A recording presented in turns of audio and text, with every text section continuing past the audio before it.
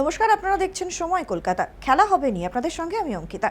Gujarat Titans টানা 2 match হারের পর ঘুরে দাঁড়িয়ে চেন্নাই সুপার কিংসকে হারিয়ে গুরুত্বপূর্ণ জয় তুলে নেয়। আর সেই ম্যাচের পরেই আলোচনার কেন্দ্রে চলে আসেন অধিনায়ক শুভমান গিল।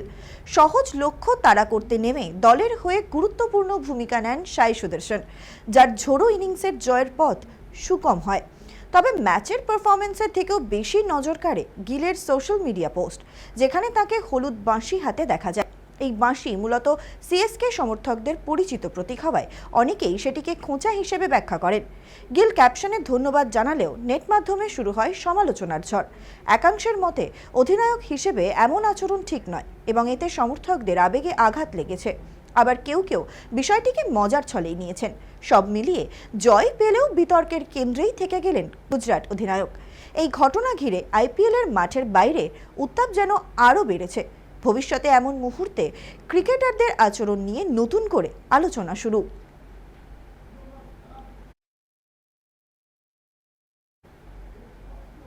আইপিএলের মাঝপথেই বড় ধাক্কা খেল মুম্বাই ইন্ডিয়ান্স। চেন্নাইয়ের বিরুদ্ধে ক্যাচ নিতে গিয়ে কাঁধে চোট পেয়ে টুর্নামেন্ট থেকে ছিটকে গেলেন অলরাউন্ডার মিচেল স্যান্টনার। পয়েন্ট টেবিলের নবম স্থানে থাকা মুম্বাই নিজেদের ভাগ্য ফেরাতে এবার দলে নিল কেশব মহারাজকে। আন্তর্জাতিক ক্রিকেটে অভিজ্ঞ এই বাঁহাতি স্পিনার তার নিখুঁত লাইন লেন্থের জন্য বিশ্বজুড়ে পরিচিত। টি-20 অভিষেকেই প্রথম বলে উইকেট নেওয়া মহারাজ কি পারবেন খাদের কিনারে থাকা মুম্বাইকে অক্সিজেন দিতে? শেষ 30টি ম্যাচে 31 উইকেট নেওয়া এই বোলারের হাত ধরে ঘুরে দাঁড়াতে মরিয়া নীল পাল্টন ব্রিগেড। হারানো গৌরব ফিরে পেতে ওয়াংখেড়ে এখন মহারাজের জাদুর অপেক্ষায়।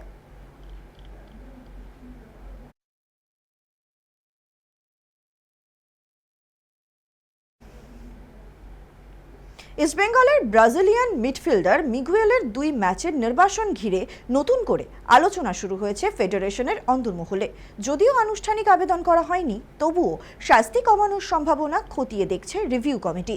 নিরাপত্তাজনিত কারণে ওড়িশা এফসির বিরুদ্ধে ম্যাচ কলকাতা থেকে সরিয়ে গোয়ায় হওয়ায় দল আগে ভাগেই রওনা দিয়েছে। তবে মিগুয়েলকে আপাতত দলে রাখা হয়নি। কোচ অস্কার ব্রুজো পরিস্থিতির উপর নজর রেখে সিদ্ধান্ত নিতে চাইছেন।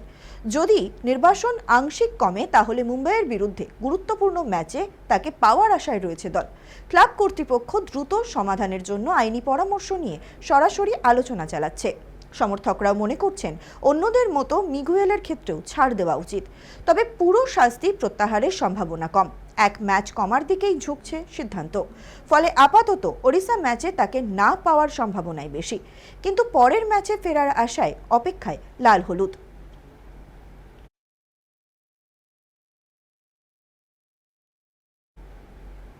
ভারতের ব্যাডমিন্টন কুইন পিভি সিন্ধু এবার পা রাখলেন নতুন আঙিনায়।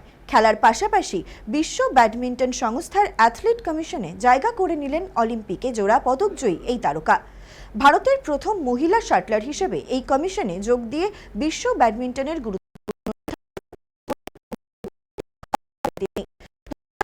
শেষে শুরু হওয়া এই প্রক্রিয়া চূড়ান্ত হতেই বিডব্লিউএফ এর বার্ষিক সভায় যোগ দিয়েছেন সিন্ধু।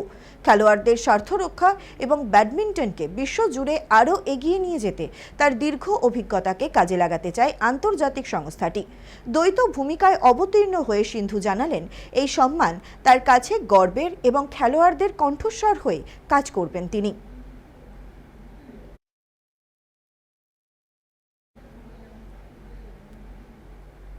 গত বছরের ট্রফি উদযাপনের সময় আরসিবি সমর্থকদের মৃত্যুর ঘটনার রেশ কাটতে না কাটতেই বেঙ্গালুরুর চিন্নাস্বামী স্টেডিয়ামের নিরাপত্তা নিয়ে ফের প্রশ্ন উঠল।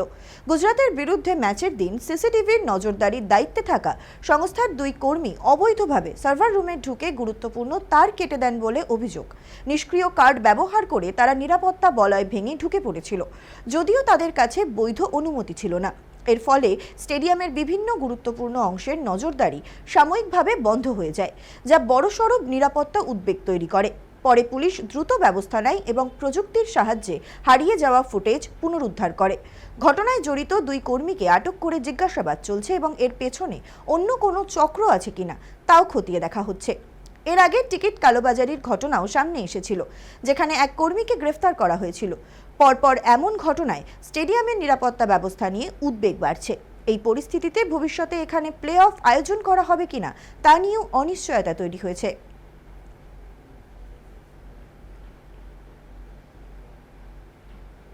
খেলা হবে এখন এই পর্যন্তই। দেখতে থাকুন সময় কলকাতা, সময় বলবে সময়ের কথা।